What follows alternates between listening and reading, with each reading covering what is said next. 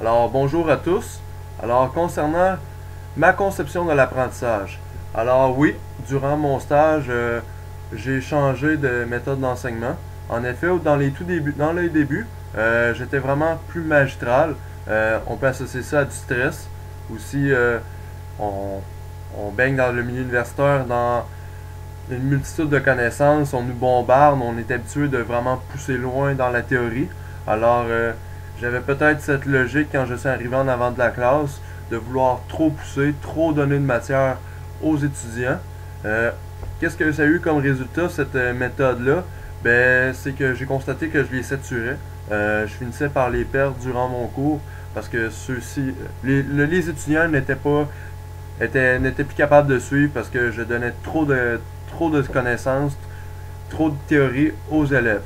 Alors, je les perdais. Alors, j'ai vraiment dû opter vers un style d'enseignement plus actif, plus dynamique, où que l'élève vraiment était plus impliqué dans son processus d'apprentissage. Alors, tranquillement, pas vite, je me suis retiré de mon rôle de transmetteur de connaissances pour plutôt devenir un guide. Guide dans le sens que les élèves me posaient des questions et je les orientais sans toutefois nécessairement donner la matière. Alors, par exemple, on me questionnait juste avec une question rétroactive. Alors, l'élève était capable de les livrer lui-même à la conclusion et d'ainsi comprendre la matière.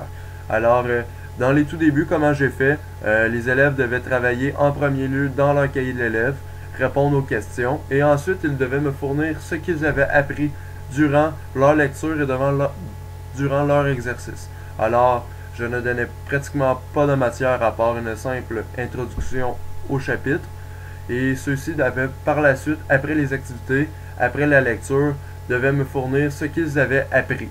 Alors, pour cette période de retour en classe, souvent je disposais d'un matériel visuel, un PowerPoint avec des images chocs qui permettaient de justement solliciter les élèves à réfléchir sur ce qu'ils venaient de lire. Alors je posais des questions et ceux-ci me répondaient avec les éléments de la matière. Alors j'ai vraiment changé ma conception de l'apprentissage durant mon stage. Oui, au début, c'est ça, il y avait le stress, mais je me suis adapté, j'ai changé ma méthode, à savoir maintenant si je me suis dissocié vraiment de l'aspect magistral de l'enseignement. Je ne crois pas. Je crois que des fois, ça peut être utile d'aller avec un style plus magistral, comme je l'ai dit dans ma vidéo sur la compétence 6, quand j'ai opté vers un style d'enseignement plus magistral, ça a permis d'améliorer les résultats des élèves. Alors que je considère que certains élèves nécessitent un style d'enseignement plus typique, où que vraiment l'enseignant est devant la classe et fournit la matière. Mais je considère qu'on doit essayer de retirer ce type d'enseignement le plus possible de l'enseignement pour favoriser un style d'enseignement dynamique où l'élève vraiment participe à son éducation. Alors, merci beaucoup.